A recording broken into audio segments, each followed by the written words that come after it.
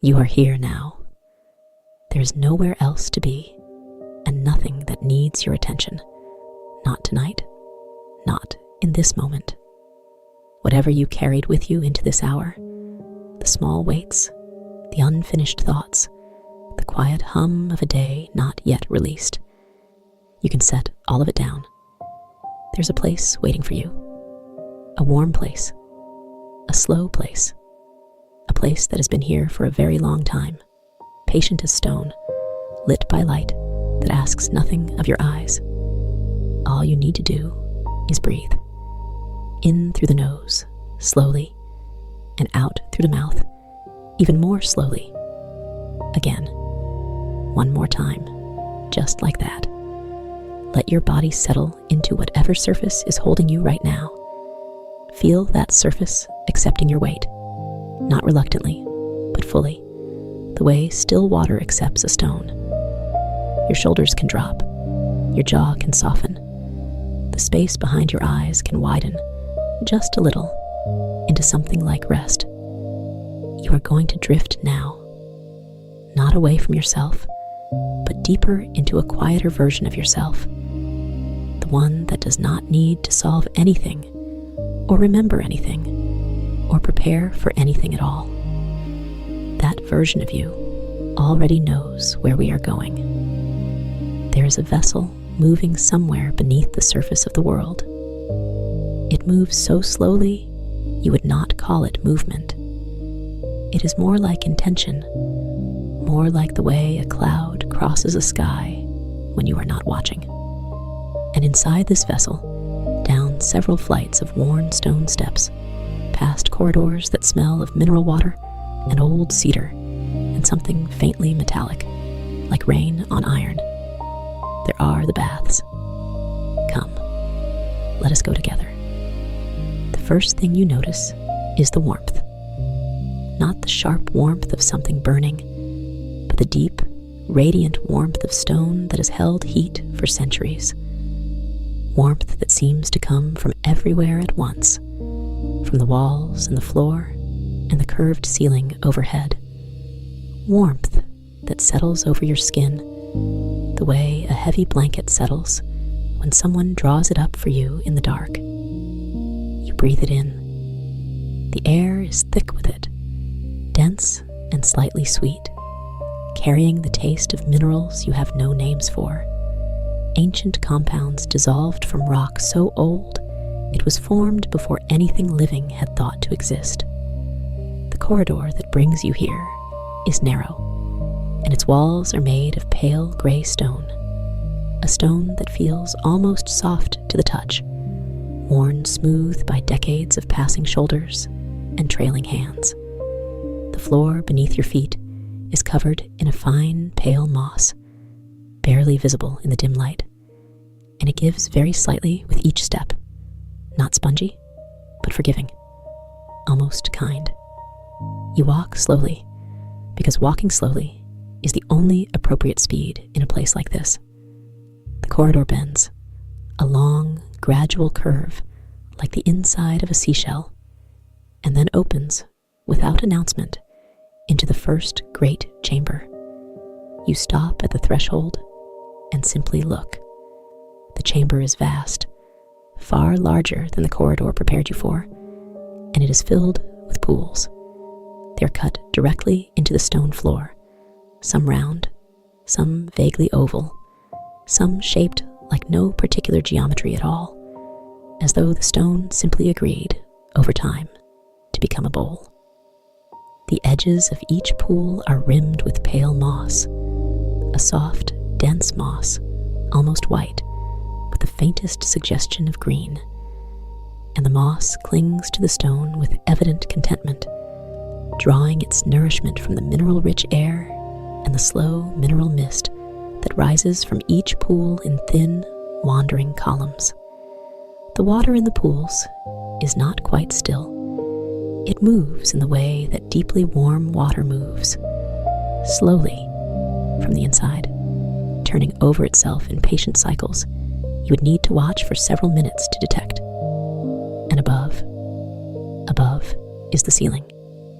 It is alive with light, Not the light of fire or electricity, but something older and quieter.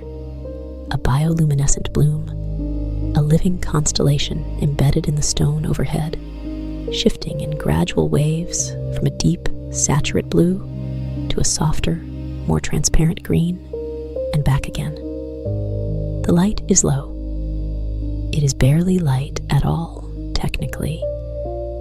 It would not be enough to read by, not quite enough to see the logbook entries clearly.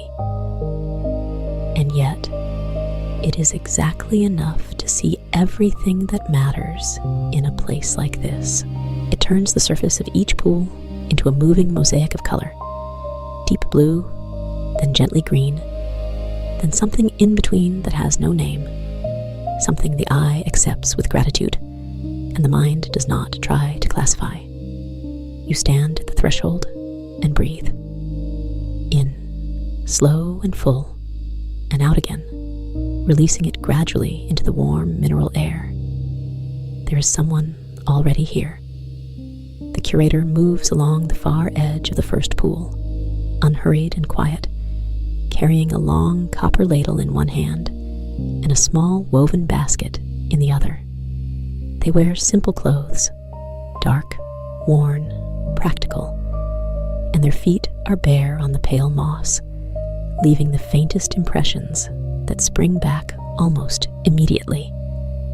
They do not look up when you enter, not because they have not noticed you, but because there is no reason to interrupt what they are doing.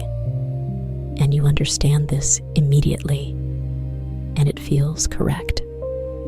The curator pauses at the near edge of the first pool, sets down the basket, and leans the long handle of the copper ladle against their knee. Then they reach out one bare wrist, slowly, without hesitation, and lower it to the surface of the water. They hold it there, a few seconds, maybe longer, feeling the warmth, testing it against some internal calibration that does not involve numbers or instruments, only the long accumulated memory of 1,000 similar mornings, or evenings, or whatever this is. Time moves differently here, as you will soon understand. They make a small sound, not a word, not quite a hum, and then lift the basket again and reach into it, drawing out a small measure of something that looks like coarse white salt, though you suspect it is something more complex than that. They sprinkle it across the surface of the pool in a slow arc, and the water accepts it with the softest possible sound, a sound barely louder than silence, and the surface shifts color very slightly, moving fractionally deeper into the blue end of the spectrum before settling back. You watch this. You find you are entirely content to watch this. You move into the chamber slowly, drawn not by urgency, but by the warmth and the light and the soft sound of the ladle as the curator dips it now into the pool and draws a long, slow stroke through the water, testing the current, perhaps, or simply feeling its resistance, or perhaps doing something between those two things that does not have a word. The copper ladle makes a faint scratch against the stone rim as it comes up. A soft, clean sound. A sound like a small door closing somewhere comfortable. The floor beneath your bare feet is covered in the same fine moss as the corridor, and it is warm, warmer than you expected, because the stone beneath it has been absorbing the heat from these pools for so long that the stone itself has become the heat. You can feel it rising through the soles of your feet, spreading upward through your ankles and into your legs. A slow warmth, a patient warmth, the kind of warmth that does not announce itself, but accumulates. You follow the curator at a comfortable distance.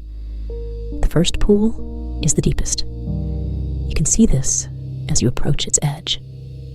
The water is dark at the center, a darkness that is not threatening, but simply deep.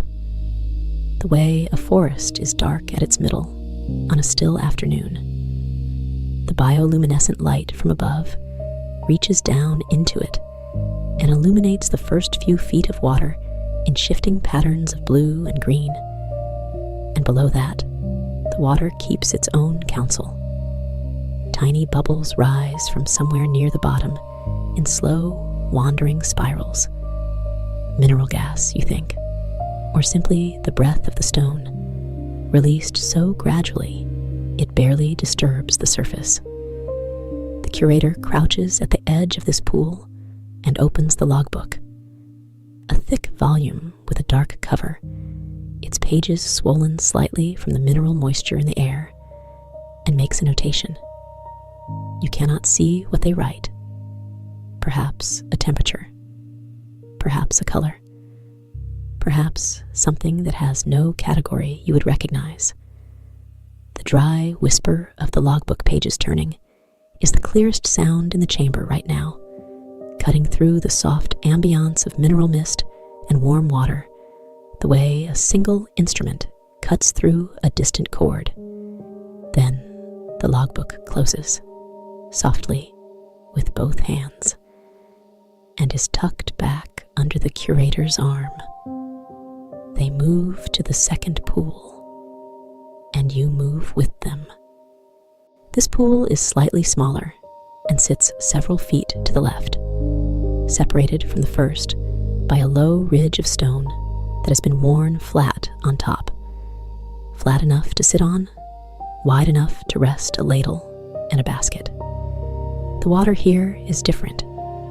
It is lighter in color, almost translucent at the edges, shading to a pale mineral gray at the center, with a faint milky quality that catches the bioluminescent light and holds it diffusely, like sea glass. It smells different too. The first pool smelled of deep minerals and something faintly sulfurous, not unpleasant, complex in the way that certain old stones are complex. This pool smells of iron and rain, or rather, it smells the way iron smells in the presence of rain, that specific meeting of metal and water, clean and old at the same time, the smell of centuries being very slightly dissolved. You have smelled this smell before, in your life above, perhaps standing at the edge of a storm, perhaps handling something very old. Here, it is concentrated and gentle at the same time, infused into the warm air so completely that you stop noticing it as a smell and simply notice it as something that is part of the place, the way the temperature is part of the place. The curator tests this pool with the wrist, the same slow, thoughtful gesture, and then adds a smaller measure of the mineral salt, and then does something you find quietly fascinating. They take the copper ladle and simply rest it flat on the surface of the water, not dipping it in, not stirring, just allowing the bowl of the ladle to sit in contact with the pool. They watch the ladle. After a moment, they lift it, examine the interior with calm attention, and make another notation in the logbook. You wonder what they saw, but not urgently. The wondering is pleasant and does not require resolution. From somewhere deeper in the hull of the vessel, a sound rises. It is low, very low, lower than sound, almost. Low enough that you feel it more in your chest than you hear it with your ears. It is a hum, a resonant hum, smooth and continuous, rising through the stone floor and the warm moss and the soles of your feet and spreading upward through your body like heat spreads through a room. It lasts for several long breaths and then gradually subsides, not disappearing entirely, but retreating to below the threshold of perception, where it continues, you suspect, indefinitely. The curator does not react to this sound with any urgency. They pause. Yes. They lift their head very slightly, the the way a person lifts their head when they hear something familiar. And then they return to the logbook and the notation and the patient work of the ladle. They have heard this sound many times, many shifts. They know it for what it is. The vessel finding its way through the water, the lake conversing with the hull, the deep language of slow movement through a very still, very old place. You breathe in, you breathe out. You feel the hum in your chest like a second heartbeat, slower than yours, deeper, less hurried, and something in your body begins to synchronize with it, or tries to, and the trying feels like settling. The vessel drifts. You drift with it. The third pool is the warmest. You know this before the curator tests it, because you can feel it from several feet away. A radiating warmth that meets you as you approach, like stepping closer to a fire without any fire present, just the warmth itself, diffuse and generous. The pool is medium-sized, roughly oval, and the moss at its rim is thicker here than at the other two, a deep border of pale white-green growth that hangs very slightly over the water's edge, trailing its outermost tendrils into the warmth. The moss is healthy. You can tell this instinctively, the way you can sometimes tell when a plant is thriving. There is a kind of rightness to its shape, a fullness, a satisfaction in its occupation of space. The curator sets down the basket here and picks up a small pair of curved scissors. Scissors with handles worn smooth from long use. Their blades slightly discolored with age, but clearly still sharp.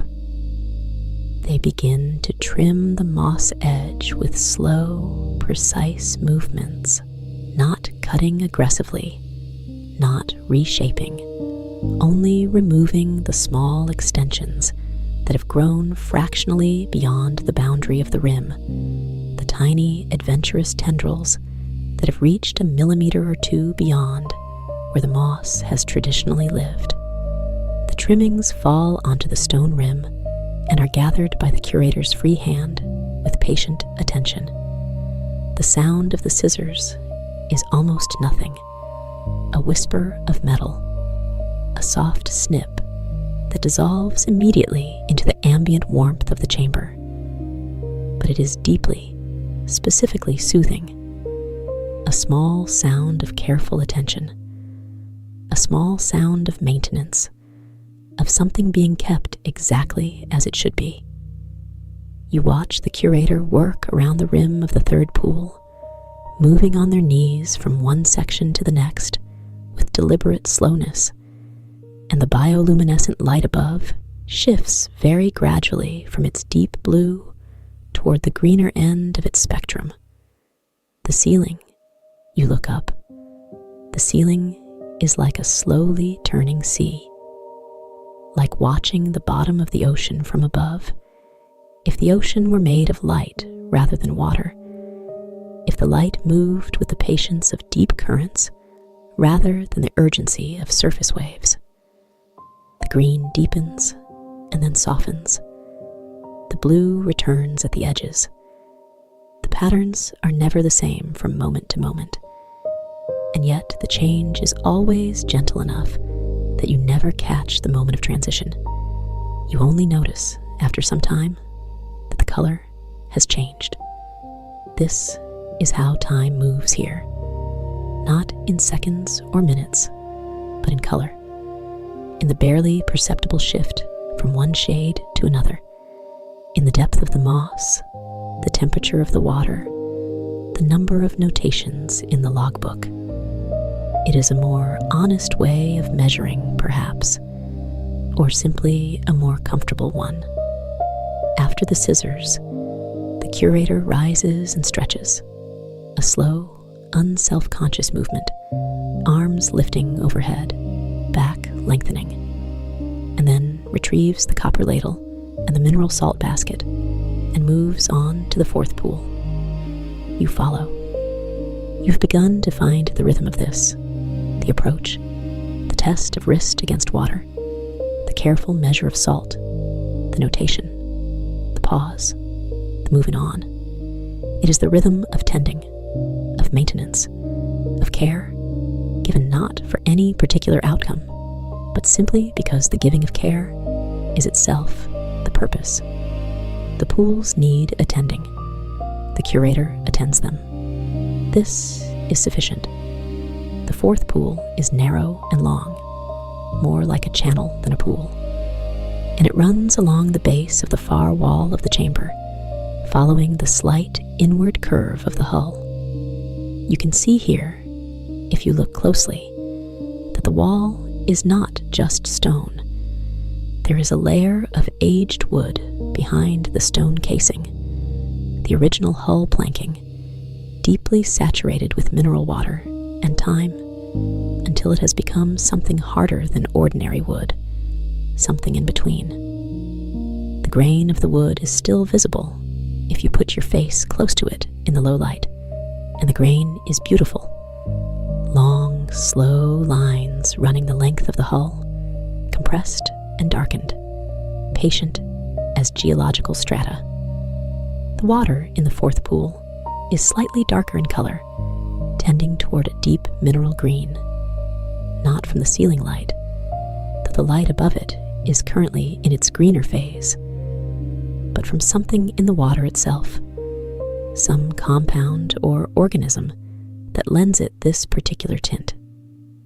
It smells strongly here of the iron and rain smell, very strongly, so that you breathe in, and the smell goes all the way to the back of your nose and stays there in a not unpleasant way, a clean and mineral way, the way the inside of a cave smells after rain has passed over the stone above it for 1,000 years. The curator kneels at the edge of this pool and leans forward to look at the surface from very close, close enough that their breath disturbs the mist above it, and they make a small sound, barely audible, somewhere between a sigh and a note. Then they measure the salt more carefully than before, using a small secondary measure, a copper spoon, smaller than the ladle, worn thin at the bowl's edge, and add it in 2 separate additions, pausing between them to watch the water's reaction, which is subtle and takes some time to manifest. You sit on the low stone rim between the third and fourth pools. It is warm beneath you, pleasantly so. And you watch. From here, you can see the whole near half of the chamber. The first 3 pools, with their slowly churning mineral water, the columns of mist rising from each, the pale moss catching the bioluminescent light and holding it in a soft, diffuse glow. You can hear, now that you are still, a sound you had not noticed before, a dripping. Somewhere deeper in the hull, somewhere below and behind the wall at your back, there's a slow and irregular drip of water. Not a leak, not anything wrong, just the natural movement of condensation through the rock and wood, finding its level, completing its patient circuit. Drip, and then nothing for a long breath, and then drip again. It is one of the most specifically calming sounds you have ever heard. The curator finishes with the fourth pool, makes the notation, the logbook's dry whisper of turning pages, a sound that is becoming as familiar as the hum from below, and moves down the length of the chamber toward what you now see is a second, smaller chamber beyond an archway in the far wall. The archway is low. You will need to duck very slightly, and it is framed by more of the pale moss, which here has been growing undisturbed long enough to form a kind of living border, precise as though someone planned it, though you understand it planned itself. You follow the curator through the archway, ducking your head, and the mineral warm air closes around you in the new space. This chamber is smaller and lower ceilinged, and the bioluminescent light here is less intense. The ceiling colonies are sparser, the light more tentative, giving the space a quality of deep dusk rather than twilight. There are 4 more pools here, and they are different from the ones in the main chamber. Smaller, less deep. The water in them is calmer, or it appears calmer, though whether that is a difference in the water itself or simply the effect of the lower light, you cannot tell and do not need to determine.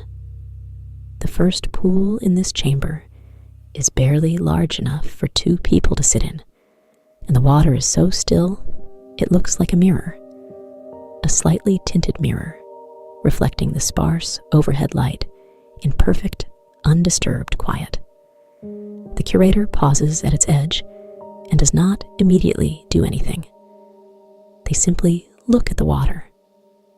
They look at it for what feels like a long time, though time here, as you have established, is not measured in minutes. Looking at it for the length of several slow breaths, perhaps, long enough for the water to feel observed and to go on being exactly what it is. Then the curator sits down on the rim of this pool and removes their shoes. They wore shoes in the main chamber, you realize now, and sets them aside on the stone with quiet care. They roll up their sleeves, both of them, slowly, and then they reach both bare arms into the water up to the elbows, not searching for anything, not doing anything specific, simply placing their arms in the warm mineral water and holding them there, feeling it. You watch this and feel an echo of warmth along your own arms, even at a distance. The water accepts the curator's arms the way it accepts everything, without adjustment, without reaction, simply including them in its temperature, its chemistry, its patient mineral warmth. The curator closes their eyes. Their face, in the dim bioluminescent light, is entirely peaceful. Not the peace of someone who has achieved something, but the peace of someone who has stopped expecting to. After a while, the curator withdraws their arms slowly, and the water closes back over where they were without a ripple. They dry their arms on a cloth tucked into their belt, a cloth worn soft from much washing, gray-white in the dim light, and they pick up the logbook again. This time, they do not write. They simply hold it. The logbook, with its soft, dark cover and its swollen, moisture-heavy pages, rests in both their hands like something between a tool and a companion. Then they set it on the rim beside them, open to a blank page, and allow the mineral air of the chamber to settle against the paper without incident. You find you like this about the logbook, that it is sometimes simply present, that not every moment needs to be recorded, and that the logbook's presence makes even the unrecorded moments feel somehow witnessed. The second pool in this smaller chamber smells most strongly of the iron and rain. You notice this as you approach it, the smell intensifying in a way that is completely specific to this pool, as though the mineral composition here is slightly different, as though different salts have settled here over the centuries of the vessel's drift. The water is a pale rust-tinted gray, and the moss at its rim is slightly thicker and darker than at the other pools. The minerals in the water here apparently suiting the moss particularly well. The curator uses the curved scissors again here. Long, slow passes along the moss edge, slower than before, as though the pace of the work has been matching the pace of the vessel's drift, which has perhaps slowed very slightly as the hours have progressed. Or perhaps it is simply that the later pools call for more care, more attention, because they are older and less frequently attended, being at the far end of the shift's route, the snip of the scissors, the soft moss trimmings falling, the warmth rising from the water, the bioluminescent ceiling cycling through its slow and patient transformation. Somewhere below, the hum rises again, lower this time, barely a vibration, more of a pressure than a sound, and you feel it in the soles of your feet and in the base of your sternum, and you breathe slowly through it, and it passes, and the silence that follows it is fuller and more complete for having contained it. You have stopped thinking about anything in particular. You notice this the way you might notice, at some point during a long and pleasant afternoon, that you have been entirely content for some time without realizing it. Your mind has settled into this place the way water settles into stone, finding the low places, filling them quietly, resting. The third pool in the inner chamber is the one the curator seems to love most. You cannot say exactly how you know this.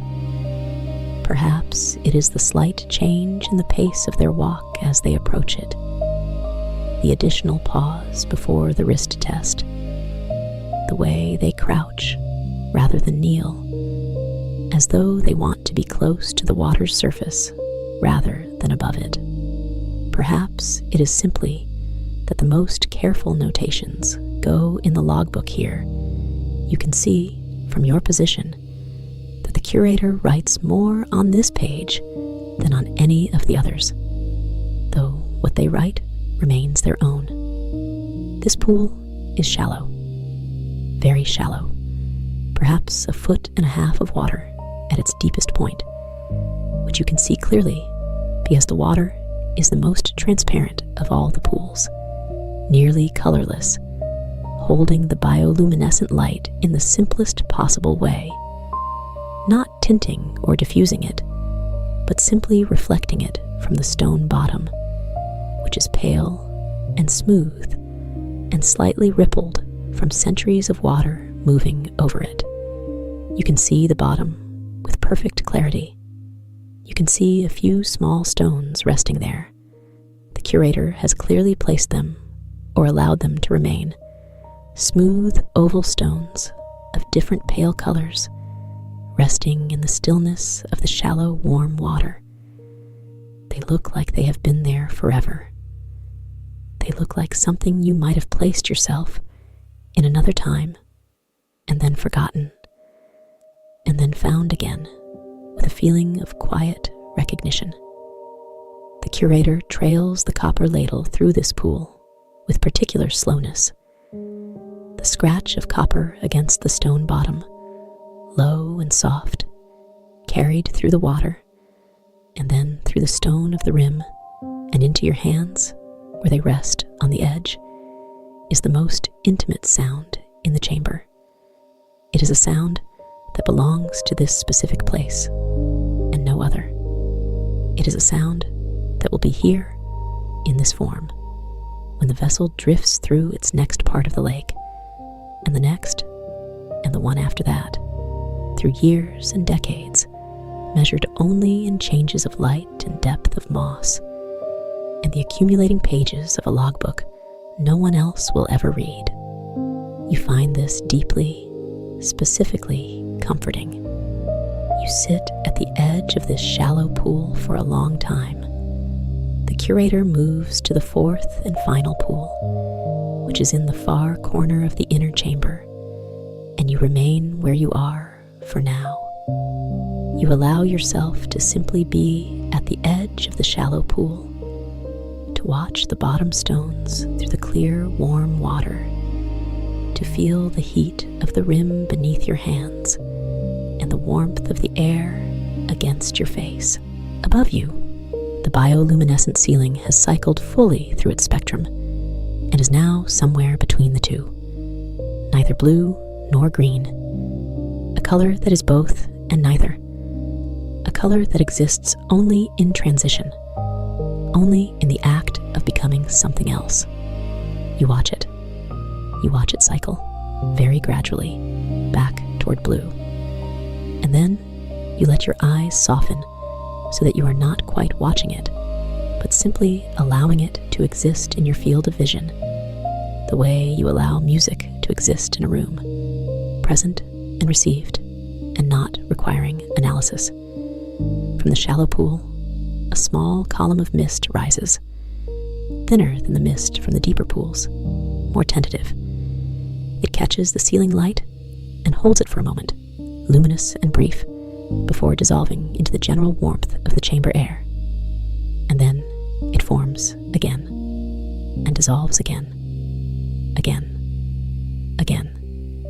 patient and small, and entirely without urgency. The curator returns. They come to you with the logbook open in one hand and stand very quietly at the edge of the shallow pool for a moment, looking at the stones on the bottom the way you have been looking at them. Then they close the logbook, softly, with both hands, the dry whisper of the cover closing, and they set it on the rim beside you with an air of having finished something, or of having decided that what remains can be finished differently. They sit down beside you on the warm stone rim, not close, not intrusively close, but companionably close, the way a person sits beside someone they know well enough not to need to speak to. They set the copper ladle across their knees and fold their hands over it and look at the pool. You look at the pool too. The silence between you is warm and complete. After a while, measured not in minutes, but in a nearly imperceptible shift of the ceiling toward a slightly deeper blue, the curator rises and gathers the basket and the ladle and moves back through the archway into the main chamber. You understand that this is the beginning of the second half of the shift, that the work of tending is not finished, but is entering a different phase, a slower phase, a phase more concerned with watching than doing. You follow, as you have followed throughout, at a comfortable distance. In the main chamber, the mist from the pools has thickened very slightly, a natural accumulation of the mineral vapor as the air within the chamber reaches its warmest point. The mist hangs in the middle height of the space, between the water surface and the ceiling, in slow and wandering shapes that drift with the barely perceptible movement of the vessel. You walk through the mist, and it is warm on your face and your arms, and it carries the mineral smell in a concentrated form, the iron, the rain smell, the ancient stone compounds, and you breathe it in fully and feel it settle into you. The curator has taken a lantern from a hook near the archway, a small lantern, its light warm and amber, a light so much more specific and less diffuse than the bioluminescent ceiling that it creates a circle of intimate warmth around whoever carries it. They carry it now to the first pool and hold it low over the surface, examining something in the water that they could not have seen in the ceiling light alone. They make no notation. They simply look. Then they carry the lantern to the second pool and look and move on to the third.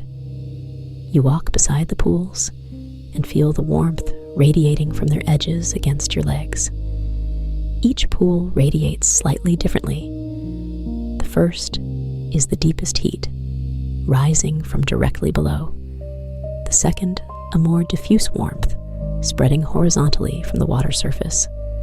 The third, the warmest pool, a steady and enveloping radiation that you could stand near indefinitely, finding it just comfortably below the threshold of too much. You do stand near it for a moment, just standing, feeling the warmth on one side and the cooler mist of the chamber on the other. The contrast is perfect in the way that a single thing can sometimes be perfect, not achieved through effort or calibration, but arrived at through long, natural time. The hum from below comes again now, longer than before, and deeper.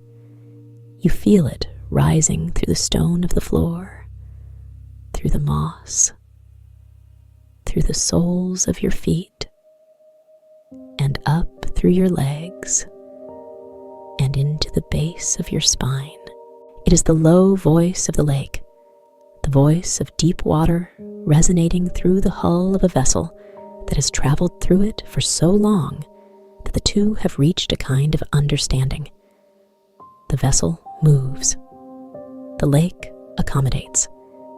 And in that accommodation, this sound, this long, patient, resonant hum that is less sound than presence, less noise than a kind of announcement that something very large and very still is nearby and in no hurry. You breathe with the hum, in on its rising, out on its subsiding. And when it fades again, gradually, over the length of several slow breaths, you find that the silence it leaves is shaped differently than it was before. Fuller, more dimensional. The way a room feels different after a chord has been played in it, after the sound has stopped, but the air still holds the memory of having vibrated. The curator has reached the long fourth pool, the channel pool along the curved wall, and they have set down the lantern on the stone rim, and they are now doing something you have not seen them do before. They have removed their outer layer of clothing, the practical dark coat, and folded it carefully and set it beside the lantern. And they are sitting on the edge of the pool, and they are lowering their feet into the water, slowly, bare feet, entering the mineral warm water of the channel pool from a height of perhaps 8 inches. You can see the water receive each foot with absolute calm, adjusting around it with the kind of matter-of-factness that deeply still warm water has. The curator sighs, not dramatically, just fully, a breath released all the way, and lets their feet rest on the smooth stone bottom of the channel pool. They sit with their feet in the water and look at the bioluminescent ceiling. You sit beside them, also removing your own outer layer, also folding it, also sitting at the edge, and you lower your own feet into the mineral warm water of the channel pool, and the warmth that comes up from it is like nothing else you have felt. It is the warmth of something ancient and patient. It is the warmth of centuries of mineral accumulation held in solution, offered freely, accepted into the specific nerve endings of the sole and the arch and the ankle, moving upward through the body in slow increments. You feel it in your calves within moments, in your knees after a little longer. The water smells of iron and rain. You breathe it in. The ceiling above turns from blue toward green, slowly, slowly, and the surface of the channel pool reflects the change in its long, undisturbed mirror. Green-blue, blue-green, something between. You sit like this for a long time. The curator does not speak. You do not speak. The vessel drifts. The pools breathe their slow mineral mist. The moss at the rim of the channel pool is soft and slightly cool against your knuckle, where your hand rests against it, a textural contrast to the warmth everywhere else. The water, the air, the stone. That is not unpleasant, but simply specific. A reminder that not everything here is the same, that variation is part of the completeness. From deep in the hull, the dripping. Somewhere behind the old wood and the stone casing, a slow, irregular pattern of condensation finding its level. Drip.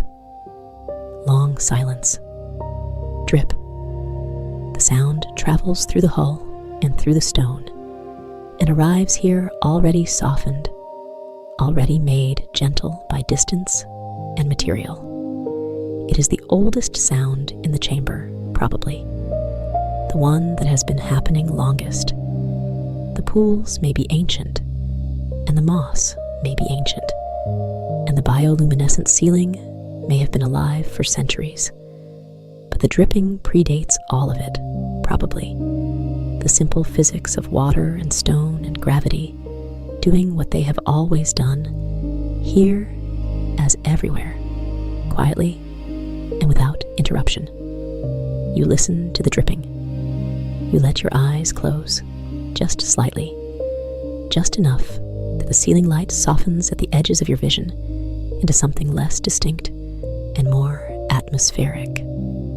The warmth of the water around your feet and ankles, the warmth of the stone through your palms, the mineral air against your face, warm and slightly humid, smelling of iron and ancient compounds and something that might be cedar. You notice this for the first time, a deeper note beneath the mineral smell, a warm, resinous background that might be the old hull wood, deeply saturated and gently releasing its nature into the air of the chamber. Cedar. Old cedar, water changed, mineral changed, becomes something richer and more complex than it began. You breathe it in. In time, the curator withdraws their feet from the channel pool. They dry them with the cloth from their belt, unhurriedly, carefully, and replace their outer layer and stand. They look at the channel pool for a moment, and their expression is the same expression they have worn throughout. Calm, present, complete. Then they pick up the logbook and the ladle and the basket, and they move back through the main chamber toward the corridor that leads to the upper levels of the vessel. You stay. You stay for a moment longer at the edge of the channel pool, your feet still in the warm water, your hands resting on the stone and the moss. The bioluminescent ceiling is cycling back toward blue now, a slow return. And the chamber light has that specific quality, that deep water quality, that quality of illuminated depth, that is the most restful quality of light you can imagine. You breathe in, you breathe out. You lift your feet from the water very slowly and dry them and put on your shoes. And you follow the curator's path back through the chamber, passing the third pool.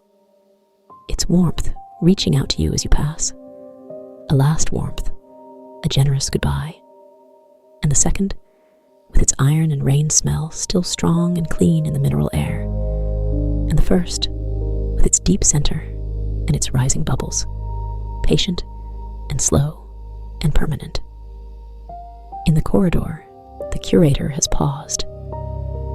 They have set the ladle and basket near the wall, and they are standing in the middle of the corridor with the logbook open, and they are writing more than they have written at any previous pool, writing in the slow and deliberate way of someone who has been waiting for the right moment to say something and has at last arrived at it. What they write, you still cannot see, and you still do not need to.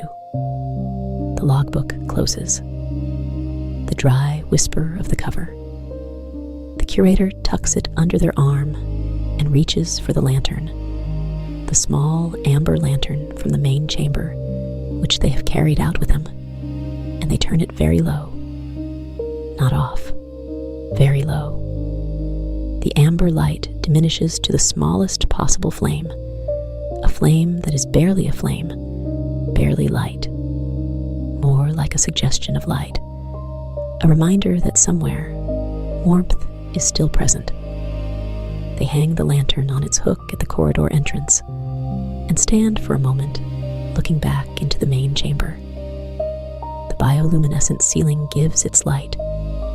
Deep blue now, fully blue, at the deepest and most restful point in its cycle. And the 5 pools breathe their mist, and the moss glows faintly at its rim, and the channel pool reflects the ceiling in its long, undisturbed mirror. Then the curator turns and walks slowly up the corridor toward the upper levels of the vessel, and their footsteps are quiet on the worn stone, and then quieter, and then gone.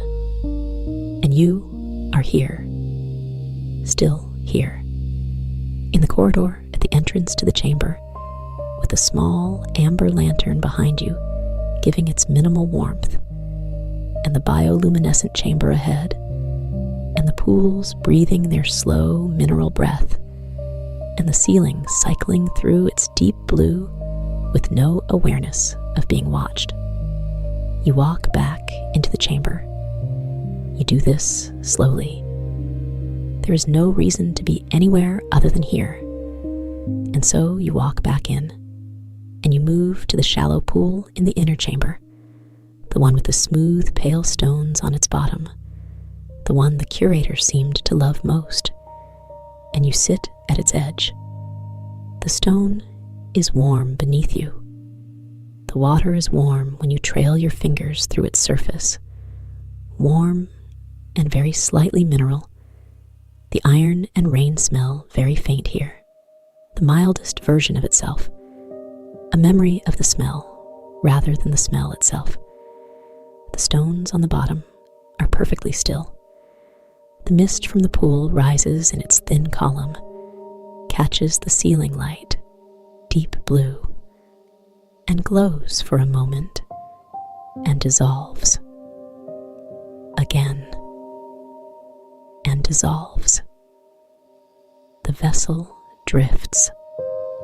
You can feel it very slightly in the way the mist from the pools leans almost imperceptibly in one direction, not enough to register as movement, more like the memory of movement, more like the feeling of being carried somewhere slowly by something much larger than yourself, something that does not require your guidance or your input, something that has been moving through this dark and ancient water for so long that the movement itself has become a kind of rest. From below, the hum, lowest now, slowest, rising through the stone floor and the warm moss and the soles of your feet, spreading upward through your body, meeting your heartbeat somewhere in your chest and harmonizing with it. Your heartbeat is slower than it was when you arrived. You can feel this. Each beat is more spaced than before, more deliberate, more at ease with the time between itself and the next beat. You breathe in through your nose, warm mineral air, cedar deep, iron tinged, ancient and specific to this place and no other, and out through your mouth, releasing it gradually into the chamber, releasing it into the blue light and the mineral mist and the warm air that will hold it and dissolve it and carry it into the general warmth of the place where it began. The logbook is still here, on the rim of the shallow pool where the curator left it. Or perhaps you imagined that. Perhaps you brought it here yourself. Or perhaps it was always here, belonging to the pool the way the stones on the bottom belong to the pool, placed or arrived at through long drift. You rest your hand on the cover. It is warm, warmer than you expected, having absorbed the warmth of the stone beneath it. The cover is soft under your palm. You do not open it. It is enough to rest your hand on it in the warm blue light and let it be what it is. The ceiling shifts, so slowly, from the deep blue toward the very first barely perceptible hint of green, a green that is not yet present, only indicated, only implied, the color of a thought before it becomes a thought.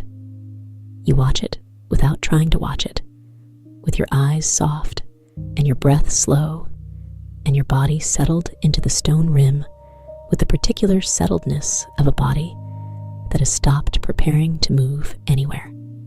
The mist rises and dissolves, rises and dissolves. The dripping from deep in the hull, slow, irregular, patient as stone.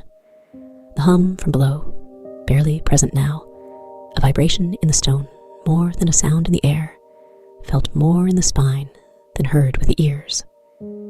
Your eyes are heavy, not unpleasantly, gently, weighted with warmth and blue light and mineral air, and the slow, patient work of tending, which you have witnessed, and in witnessing have participated in, have been part of, have received as a kind of gift without needing to ask for it. The warmth of the stone beneath you, the warmth of the water nearby, the warmth of the air, the smell of iron and rain and cedar deep beneath it all.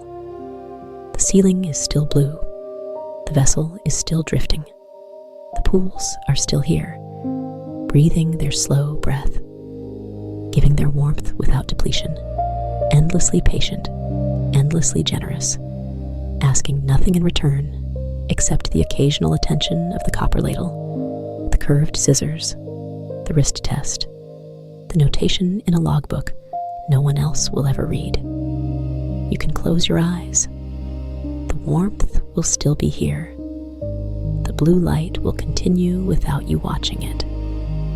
The hum will rise and subside and rise again through the stone. The dripping will count its slow, irregular time in the darkness behind the walls. The moss at the rim of the shallow pool will go on growing at its unhurried pace, reaching its tendrils out by fractions of millimeters toward the warmth of the water, toward the mineral air, toward whatever slow and patient version of abundance it understands. You can close your eyes. The vessel drifts through water so still, so deep, so old, so dark and warm and patient, through a lake that has been here since before there were words for lakes, moving so slowly that the movement is indistinguishable from rest.